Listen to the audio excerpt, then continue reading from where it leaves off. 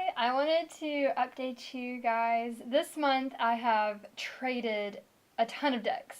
I traded so many tarot decks that I wasn't using to get some really awesome ones I'm so excited to share.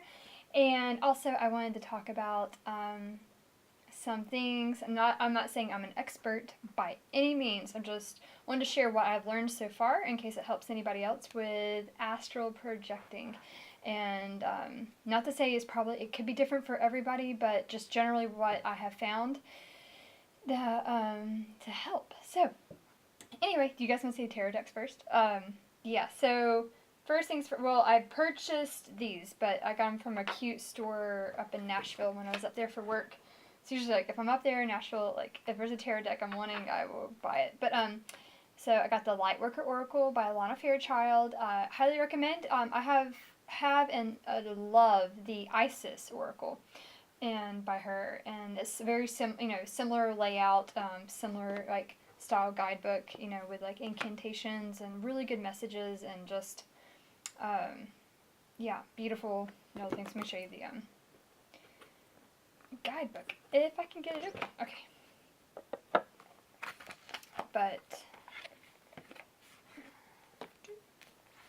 the guidebook,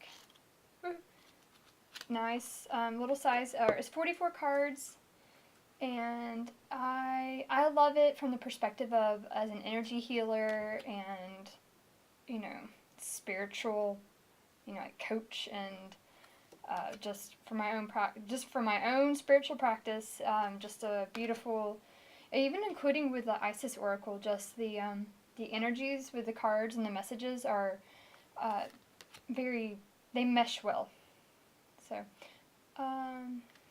and also I've been working with the Aura-Soma Tarot a bunch, and not as much as I haven't been able to devote as much time as I would like, but like learning archangels and the energies with those, as well as ascended masters, I think has been very beautiful, and this goes hand in hand with that. There's a beautiful card, but yeah, similar Blue Angel Oracle deck, super nice, very well made. And the other one was the Chicoli Tarot, and I love the cardstock on this deck, but the guidebook with this is little, but the meanings for the cards are very unusual, along with the deck. The deck is unusual, but it has been very beautiful. I specifically got this because let's see, well, Elise from All Moon Woman, she loves it, but the deck itself has this inner, like as a woman, an inner child healing. I know like Avalon called it a creepy little deck, and there is a creep factor to it, and there's like this melancholic the sadness to it, but not in a good way. Like if you're reading with it, I was like I wanted to be able to see, like, I don't know, it just something about this artwork. It's not like I'm normally not very dark, but as soon as like it got kind of cold, like even a slight tinge of fall was in the air, I was like, shadow decks, shadow work, I want to see it all, like inner child healing. It's like I want it like this, like there's like a very a sense of like the demons we carry inside of us, kind of like what our sabotages are,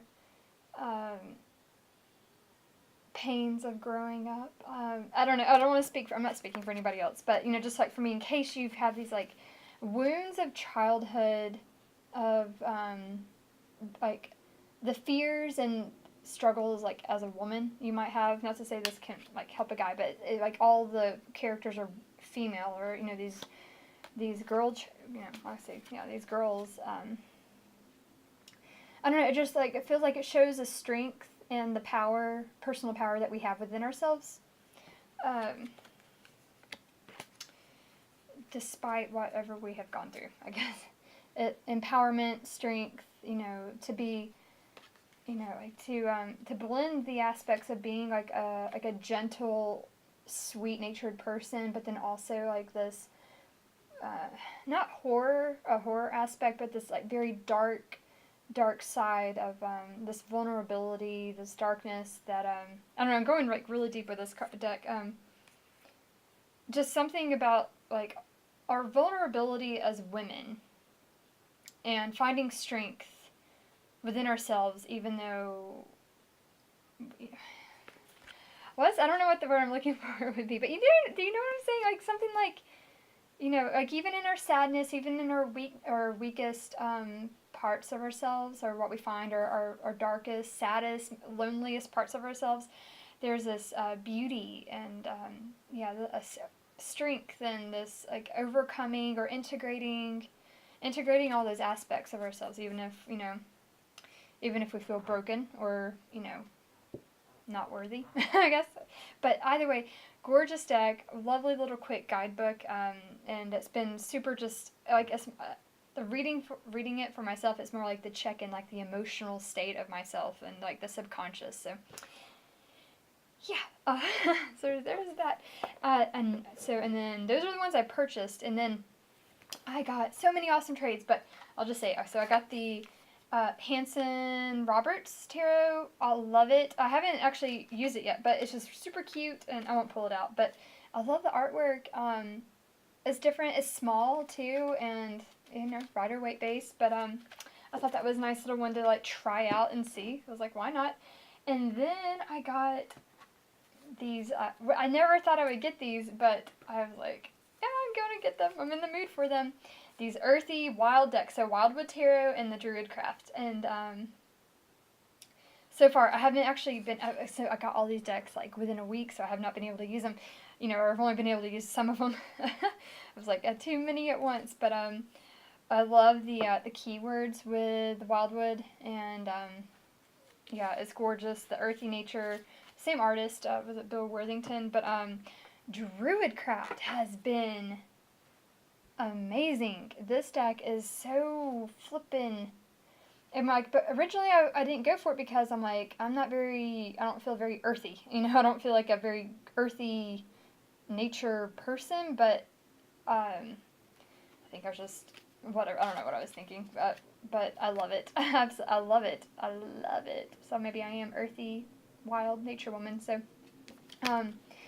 yeah, it's gorgeous and beautiful and intuitive, and this is a deck that Elise did a birthday reading for me back in July, and this is the deck she used, and I just fell in love with it. This the Lovers card. If I can find the Lovers, well, nudity, but the Star card. Look at that. Look how beautiful she is. But yeah, it's just gorgeous. Look at this Eight of Cups, too. So, beautiful deck. And even though it's a large deck, it's easy to handle, it's a handful, but it's a beautiful handful. And then, and I also got the Magic and Manifestation Affirmation card. So, I was like, it was by Christina Ray. Yeah, beautiful deck. Like the box is like, I was able to pull them up as gold gilding, but it's exactly like there is no extra room in this box. Like it's like they're like exactly fitted to the book and deck. Like you have to like squeeze it in. So that's a little annoying with it, but otherwise it's. I haven't been able to use it. I just thought I'd show it. It's very magical. I'm like, it has unicorns, right? So. But the other ones, like the reason why I was like trading was like I was wanting all these darker decks, like the not that Druidcraft or Wildwood are darker decks, but just like more this wild nature. And then I wanted shadow working decks, but Bohemian Gothic and the Dark Goddess Tarot, which I'm so excited to start using. It's like October's around the corner, right? So the Bohemian Gothic has been fun to use so far with the readings I've done before it. So. And I actually haven't been able to use Dark Goddess. I'm almost still kind of like afraid. I was like initially like the reason why I was like I never was going for a dark deck was like, it's too much, it's too dark. I don't want to go there. And then I'm like, I'm ready. Let's face all the shadows. And I don't have the book. I do have the book. Hold on one second.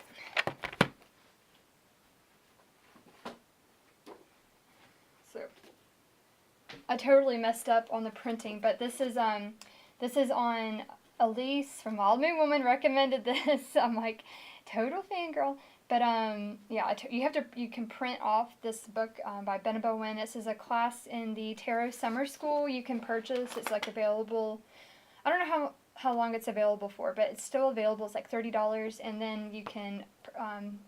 There's instructions within the course for this tarot and shadow working that you can get like an actual print copy of this book, and it just came in, so I am just overwhelmingly excited. I'm just, like the idea of shadow working for, just like, not that I'm like an expert, but the idea of like facing those things that like drive us crazy, and like things like that we see in other people that drive us crazy and frustrate us and get us angry, like even like you probably notice like some things that like totally trigger other people but don't trigger yourself, and then like the things that do trigger you don't really seem to bother anybody else, and you're like, well, like, what is that, why is that, like, why does this thing like totally nonchalant for me, but then this thing just makes me like want to like rage. And so I'm like, let's get to the bottom of this. I'm ready to face it, from a non-judgmental place, and really like find out like what's eating at me inside that needs attention, like, or what needs some love and integration and acceptance, and even the idea that like within us, like we have this like wild, untamed, not fit for society person within us, and like really just giving them attention and love so they don't feel neglected. I don't know, it's like I kind of see like that aspect too. It's like that wild creature within us that's just like, somewhat chained, and it's like, if they got free they would just destroy the entire world, like something like that. Like really like finding out like what part of our nature is that needs love, or just needs like us to look at it without judging it, instead of like trying to hide it, like, oh, something's wrong with this part of me, I have to hide this and not show it to anybody because it's not acceptable to any social norm, or whatever it is, even if it isn't, it's just something that we might be ashamed of, too hurt by, or whatever.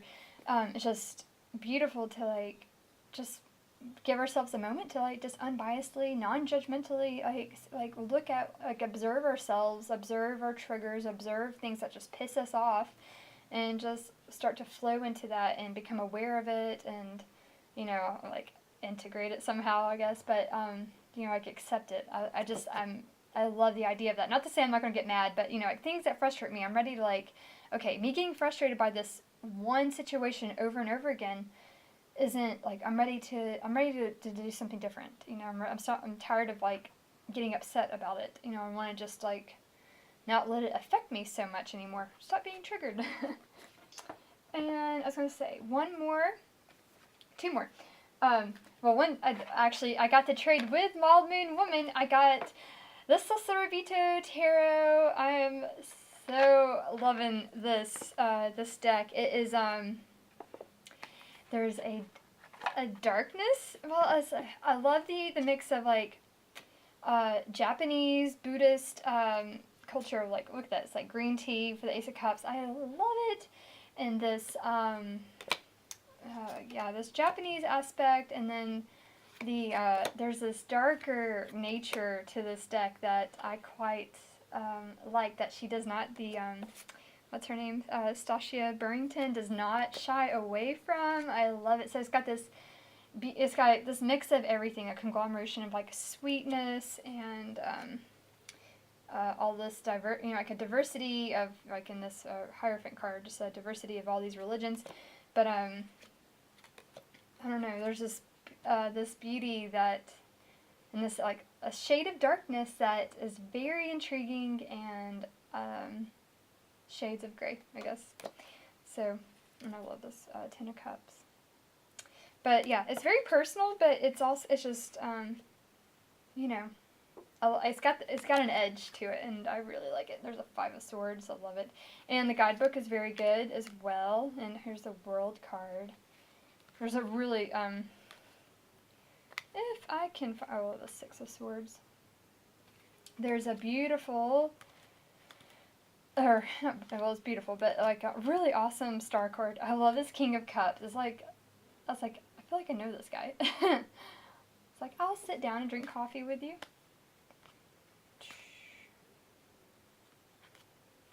This one's beautiful. But yeah, sensual, personal, very down to earth, like that Ten of Cups by the campfire. Um, there's just simplicity to this. The Emperor.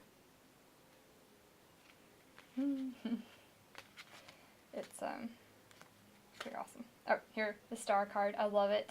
So, actually, we're going to talk about astral projection. So, this is a great lead into it. But yeah, I love this deck, and it shuffles awesome. It has a card stock to it that I have not felt on any of these decks before. It's nice, and and it shuffles so well. So thank you, Wild Moon Woman. I do love it. This has like been my like little, not little, but like my daily deck to use to throw cards. I'm like, oh, quick, I need an answer right now.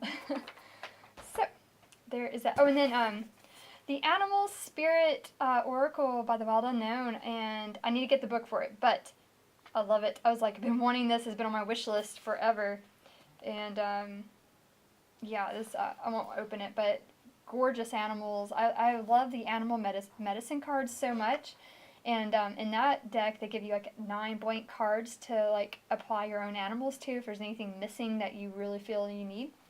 And I love this deck because it has like, honestly, I would like use the animal medicine cards with this deck. I love that it also has like the mystical, fantastical creatures. So they have like like the dragon, the cosmic egg, the golden egg, the black egg, which I don't even know what all of it means. It does deal with the chakras, but the like a unicorn, like it has all those like the phoenix, like animals that I would identify with, like the dragon and the phoenix. I very much identify with, but among all the other animals like earthworm and other animals like that. So normal, everyday animals. So it is quite beautiful, but I do want to get the book with it. But the animal medicine book is amazing, and I just love that it's like it'll have these animals too, so you can get those meanings from it as well. So there we go. All right. So I have talked a little bit about my experience with like qigong, feeling energy. I do healing through my hands. It's not a huge part of my practice yet, but I do it. And like for me personally, what have I experienced on myself, healing myself, working with myself and others has been very like, woo, this is real, this works, this is like, where did this come from? This is amazing. So with that said, I'm able to feel energy in my hands and my palms, which everyone can probably feel it. Like from everything I've read, you can like, if you wanted to play with it, you can look up chi ball, like energy chi ball on YouTube, and you can figure out how to like feel for it, but and get a sensation, like feel that sensation of chi in you, in your hands. But I was gonna say, so I can feel it all over my body. Like, if I focus on it, I can feel it. And sometimes it goes up into my head, and I can really feel it there. So I was going to say, so with astral projection, there's been times where it just like was spontaneously happening, and I would have to like immediately sit down, and I go into like, not lotus, but just like sit down on the floor, cross my legs, and keep my back straight. And I just wanted to like share in case this helps anybody else, because I was having very like sometimes it would be very soft, and I would have all these like good feelings coming in and just feeling very like at peace. And then other times, okay, I was going to say this too. So I've heard other people talk about it, and they talk about like actually astral projecting in the physical world, like going like, if you were laying in bed and doing it, you'd be like flying around your own town or city or whatever. I have done visualizations for that, but what I have experienced with my astral projection has not been like in the physical. It's not in the physical world. I am not like, it is not on this plane or in this dimension, let me say. So yeah, I was like, okay, where do I start? But either way, so it can be very nauseating, extremely nauseating, especially the first times I have done it. I have actually thrown up like 2 or 3 times in the process of it. I don't recommend that part, but it's like, I don't know if there's another way to get past it. So if you're feeling very extreme, intense astral projecting where you're not like, if you're leaving this dimension sort of thing, um, I was gonna say like me like personally not to say this can't be for everybody, maybe laying down would feel better, but for me like sitting down, crossing my legs and just and keeping my back straight, like I can kind of feel, I was gonna say like you can kind of feel like when you get a little bit off kilter and it's, you know, it's not straight, you need to stay like firmly grounded, feel your body and stay firmly grounded. But normally it's like when this chi energy is like in my head or like really like going up into like the upper chakras, and then I feel like this connection, and I can feel like I can feel myself flowing up. And so I was gonna say, the two kinds of experiences that I've had experiences like of visually seeing amazing things, not on this world, not on this earth, beautiful things. And then I've had the other experience of not seeing things, but thinking about stuff and getting answers immediately. Immediately, like these ideas are just flying at me. Like I was thinking like, oh, if I ever make a tarot deck, but you know, and then like as soon as the thought popped in my mind, like all these things were coming, like answering me back. You know, it's like, oh, do this and do that and do this. I was like just flowing fast and freely and just coming at me at like, you know, light speed. And yeah. Oh, I was going to say also. So if you are experiencing, if you start to have intense experiences and you get nauseated, like I had to like, you know, keep my back straight, like keeping your chakras, your energy centers aligned and like in like this, you know, like as if, you know, just very straight. Don't kilter off and you'll just, you know, go into the vortex. But keeping it very straight and then like mentally telling myself, I'm okay. I'm okay. I'm allowed to be here. I can do this. This is, you know, this is like not almost like this is my birthright to be able to do this. This is, I'm safe to do this. I belong here. Like reinforcing that belief while I'm like having this like, oh crap, can I do this? Can I do this? Like no doubt. Like overcoming that doubt by just like reinforcing, I'm okay. I belong here. I can do this. So I just that helps. And then usually at the end of the process, it can get a little bit nauseating again, like when you're coming back to ground. And then again, I just tell myself it's okay, and just flow back in gently. Like not try to, not freaking out, just remaining calm. Because yeah, I still feel connected to my body in the middle of this, even if I'm seeing these amazing things or getting these beautiful, like this, almost like a conversation, just this beautiful visuals of things and answers to things. And what's the other thing?